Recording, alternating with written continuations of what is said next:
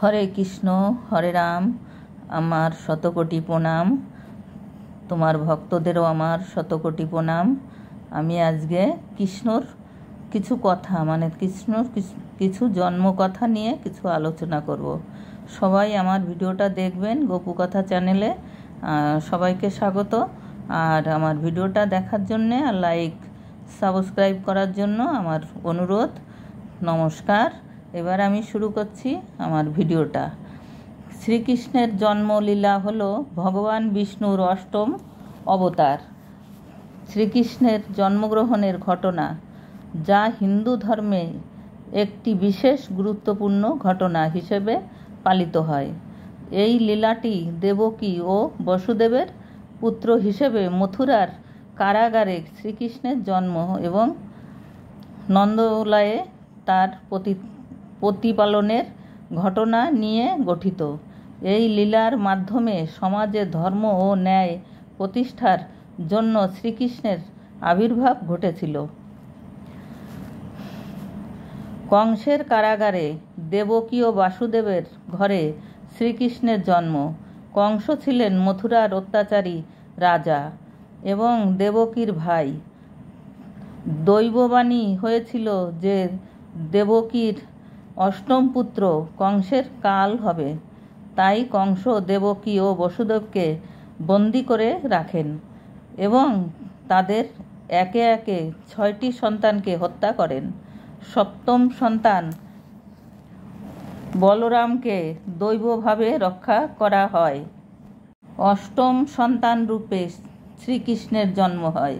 তখন অলৌকিকভাবে কারাগারের দ্বার খুলে যায়, শিকল ভেঙে যায় এবং দেব ও দেবীর আশীর্বাদে শ্রীকৃষ্ণকে বসুদেব রাতের অন্ধকারে যমুনা পার করে গোকুলে নন্দের আশ্রয়ে রেখে আসেন। সেখানে যশোদাকেও একটি কন্যা সন্তান হয়। সেই কন্যাকে বসুদেব মথুরায় ফিরিয়ে আনেন। গোকুলে শ্রীকৃষ্ণের শৈশব ও লীলা। শ্রীকৃষ্ণ গোকুলে প্রতিপালিত হন এবং তার বাল্যকালের নানা লীলা, যেমন কালীনাগ দমন, গোবর্ধন ধারণ, ভক্তদের মধ্যে আজও জনপ্রিয়। মথুরায় কংসবধ। শ্রীকৃষ্ণ কংসের আহ্বানে মথুরায় আসেন এবং কংসকে বধ করে মথুরার প্রজাদের অত্যাচার থেকে মুক্তি দেন। শ্রীকৃষ্ণ জন্মলীলা কেবল একটি ঐতিহাসিক ঘটনা নয়, এটি ভক্তি ও প্রেমের প্রতীক। এই লীলা মানব জীবনে ধর্ম, প্রেম এবং ঈশ্বরের প্রতি আত্মসমর্পণ শিক্ষার গুরুত্বপূর্ণ একটি দৃষ্টান্ত। একটা ভূমিকা আছে মহাভারতের। সেই কৃষ্ণের যে ভূমিকা ছিল, মহাভারতে শ্রীকৃষ্ণ ছিলেন এক গুরুত্বপূর্ণ চরিত্রে। তিনি পাণ্ডবদের পথ প্রদর্শক, উপদেষ্টা এবং বন্ধু হিসেবে পরিচিত ছিলেন। কুরুক্ষেত্রের যুদ্ধের সময় তিনি অর্জুনের রথের সারথি হয়েছিলেন এবং অর্জুনকে বিভিন্ন যুদ্ধে সঠিক পথ দেখিয়েছিলেন। এছাড়াও তিনি কৌরবদের বিরুদ্ধে পাণ্ডবদের বিজয়ে গুরুত্বপূর্ণ ভূমিকা পালন করেছিলেন। মহাভারতে কৃষ্ণর কিছু কুরুক্ষেত্রের যুদ্ধের সময় শ্রীকৃষ্ণ অর্জুনের রথের সারথি হয়েছিলেন এবং তাকে যুদ্ধের কৌশল ও নীতি সম্পর্কে পথ দেখিয়েছিলেন। শ্রীকৃষ্ণ ছিলেন একজন দক্ষ কূটনীতিবিদ এবং পাণ্ডবদের বিভিন্ন সমস্যার সমাধানে পথ প্রদর্শক হিসেবে কাজ করেছেন। শ্রীকৃষ্ণ ধর্ম ও ন্যায় বিচারের প্রতীক ছিলেন এবং কৌরবদের অন্যায়ের বিরুদ্ধে পাণ্ডবদের সমর্থন করেছিলেন। মহাভারতে শ্রীকৃষ্ণ অর্জুনকে ভগবদ্গীতা শিক্ষা দেন, যা জীবনের গভীর অর্থ এবং কর্মফলের ধারণা প্রকাশ করে। শ্রীকৃষ্ণ ভক্তদের কাছে ভগবান হিসেবে পূজিত হন এবং তার বিভিন্ন লীলা ও বাণী আজও মানুষের মনে শ্রদ্ধার সাথে স্মরণ করা হয়। শ্রীকৃষ্ণ তার ভক্তদের প্রতি অত্যন্ত স্নেহশীল ছিলেন এবং তাদের দুঃখ কষ্টের সময় পাশে থাকতেন। সংক্ষেপে, মহাভারতে শ্রীকৃষ্ণ কেবল একজন যোদ্ধা বা রাজনীতিবিদ নন, বরং একজন পথ প্রদর্শক, উপদেষ্টা এবং ধর্মের রক্ষক হিসেবে গুরুত্বপূর্ণ ভূমিকা পালন করেছেন। এবার শুনুন রাধা কৃষ্ণের প্রেম কাহিনী। রাধা ও কৃষ্ণের প্রেম কাহিনী ভারতীয় সংস্কৃতি এবং সাহিত্যে এক জনপ্রিয় বিষয়। এটি ভক্তি ও প্রেমের এক চিরন্তন আখ্যান। রাধা ছিলেন কৃষ্ণের পরম প্রেমিকা এবং তাদের প্রেম ছিল ঐশ্বরিক ও অতীন্দ্রিয়। এই প্রেম কাহিনীতে মিলন, বিরহ, আনন্দ, বেদনা এবং ভক্তির গভীরতা প্রকাশিত হয়েছে। রাধা ও কৃষ্ণের প্রেম কাহিনীর মূল বিষয়গুলি: রাধা ছিলেন বৃন্দাবনের রাজা বৃষভানু ও রানী কীর্তির কন্যা। কৃষ্ণ ছিলেন যদুবংশীয় রাজা বসুদেব ও রানী দেবকীর পুত্র। কংসের হাত থেকে বাঁচতে বসুদেব কৃষ্ণকে গোকুলে নন্দের কাছে রেখে আসেন। রাধা ও কৃষ্ণ দুজনেই ছোটবেলা থেকে একে অপরের প্রতি আকৃষ্ট হয়েছিলেন। রাধা ও কৃষ্ণের প্রেমলীলা বৃন্দাবনের বনে, জঙ্গলে, নদীর তীরে এবং গ্রামের মানুষের মধ্যে ছড়িয়ে পড়েছিল।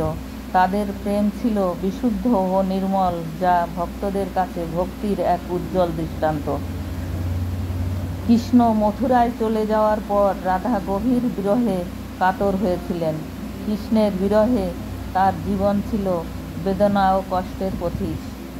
পুরাণ ও লোককথায় রাধা ও কৃষ্ণের মিলন বিরল, তবে তাদের প্রেম সব সময় ভক্তদের হৃদয়ে বিদ্যমান। রাধা ও কৃষ্ণের প্রেম কেবল পার্থিব প্রেম নয়, এটি ছিল পরমাত্মা ও জীবাত্মার মিলন। রাধা কৃষ্ণের প্রেমকে ভক্তির সর্বোচ্চ শিখর হিসাবে ধরা হয়। রাধা ও কৃষ্ণকে যুগল দেবতা হিসাবে পুজো করা হয়। তাদের মন্দির ও মূর্তিতে ভক্তরা পূজা ও ভক্তি নিবেদন করে। রাধা ও কৃষ্ণের প্রেম কাহিনী মানুষের মনে ভক্তি ও প্রেমের গভীরতা উপলব্ধি করায়। তাদের প্রেম আজও ভক্তদের পথ দেখায়। রাধা ও কৃষ্ণের বিয়ে না হওয়ার পেছনে অনেক কারণ রয়েছে, যা বিভিন্ন পুরাণ ও কিংবদন্তিতে বর্ণিত হয়েছে। সাধারণভাবে রাধা ছিলেন কৃষ্ণের প্রেম ও ভক্তির প্রতীক এবং তাদের প্রেম ছিল ঐশ্বরিক ও অলিখিত, তাই আনুষ্ঠানিক বিবাহের প্রয়োজন ছিল না।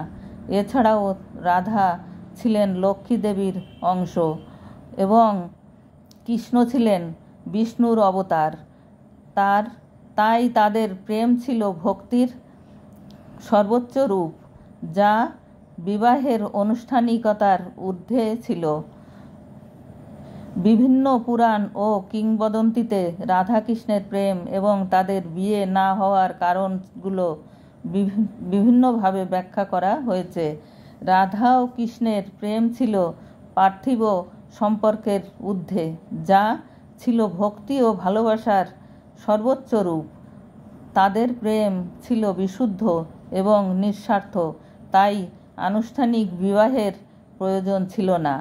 রাধা ছিলেন কৃষ্ণের প্রতি গভীর ভক্তির প্রতীক। তিনি ছিলেন কৃষ্ণের আরাধ্য দেবী এবং তার প্রেম ছিল বিশুদ্ধ ও আত্মত্যাগমূলক। কিছু কিংবদন্তি অনুসারে রাধা ও কৃষ্ণ একই সময়ে বৃন্দাবনে বসবাস করতেন, কিন্তু তাদের প্রেম ছিল অলিখিত এবং গভীর। কিছু বিশ্বাস অনুযায়ী রাধা ও কৃষ্ণ কখনোই বিবাহ করেননি, কারণ তাদের প্রেম ছিল আনুষ্ঠানিকতার ঊর্ধ্বে। তারা ছিলেন আত্মার মিলন, যা বিবাহের মাধ্যমে সংজ্ঞায়িত করা যায় না।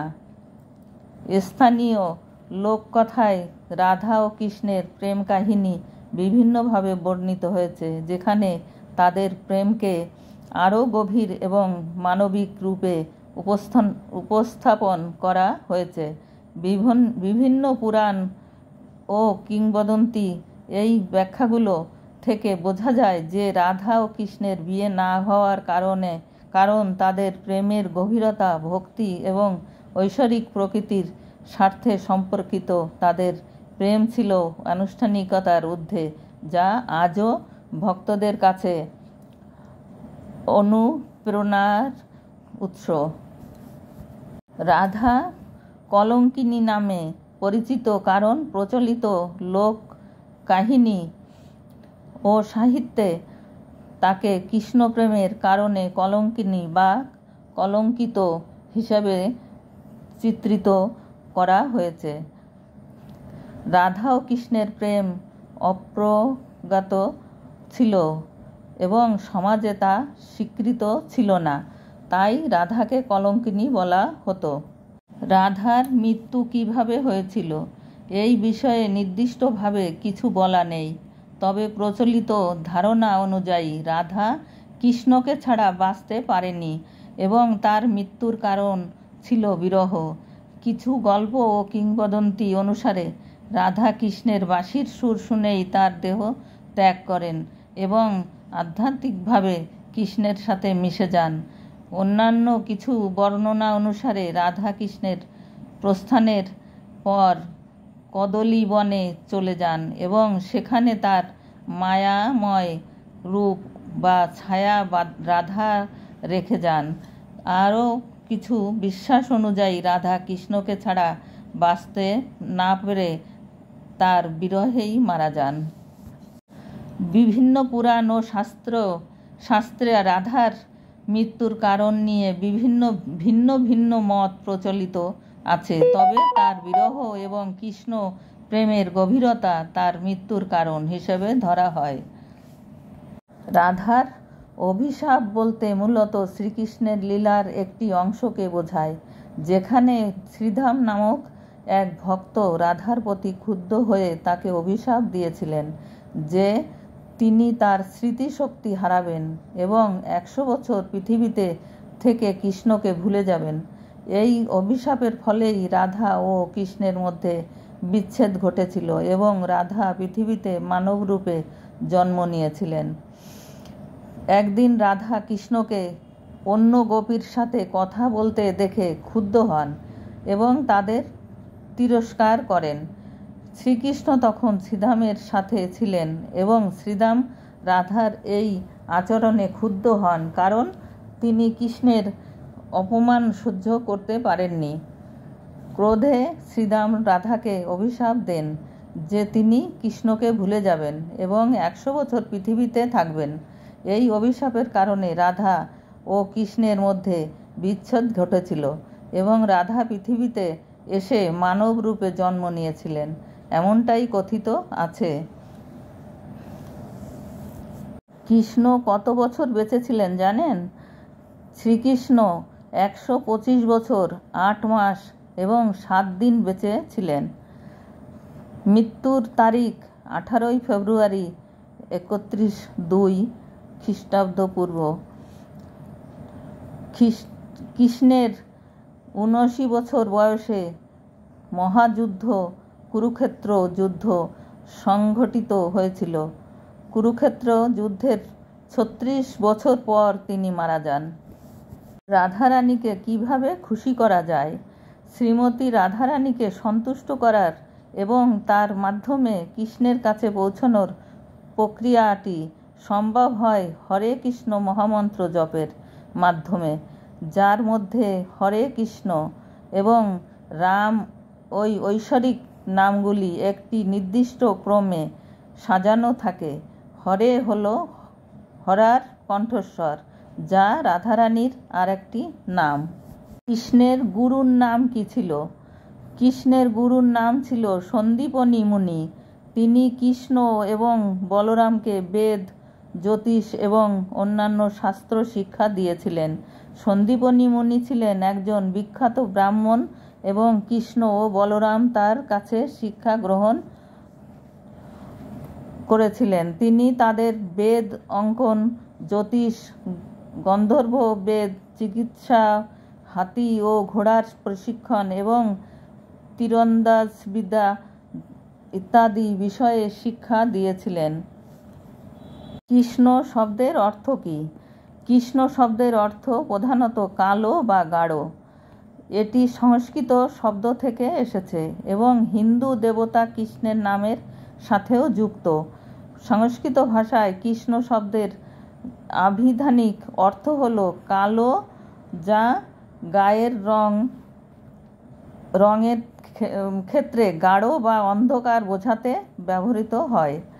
কৃষ্ণ নামটি একজন প্রধান হিন্দু দেবতা বিষ্ণুর অষ্টম অবতার হিসেবে পরিচিত। কৃষ্ণ শব্দের একটি অর্থ আকর্ষণ করা বা টেনে আনা। কেউ কেউ মনে করেন কৃষ টেনে আনা বা কর্ষণ করা এবং ন নিবৃত্তি বা মুক্তি, এই দুটি শব্দ থেকে কৃষ্ণ শব্দটি এসেছে, যা পৃথিবী এবং মুক্তি উভয়ের সাথেই সম্পর্কিত। কৃষ্ণের আসল নাম কি? বাসুদেব। সংস্কৃত বাসুদেব কৃষ্ণ, বাসুদেব কৃষ্ণ, কৃষ্ণ বাসুদেবের পুত্র। কৃষ বাসুদেব বা কেবল কৃষ্ণ নামে অন্তর্ভুক্ত হন। তিনি মথুরা অঞ্চলের বৃশ্চিকদের রাজা বাসুদেব অনাকদুণ্ডুভির পুত্র ছিলেন। কৃষ্ণের শেষ নাম কি? ভারতীয় প্রধানত দক্ষিণাঞ্চলীয় রাজ্য সংস্কৃত কৃষ্ণ থেকে উদ্ভূত একটি ব্যক্তিগত নাম থেকে, যা দেবতা বিষ্ণুর অষ্টম অবতারের একটি উপাধি। তামিল এবং মালায়ালাম ভাষাভাষীদের মধ্যে যারা তাদের নিজ রাজ্য থেকে স্থানান্তরিত হয়েছেন, তাদের মধ্যে এটি কৃষ্ণের একটি রূপ।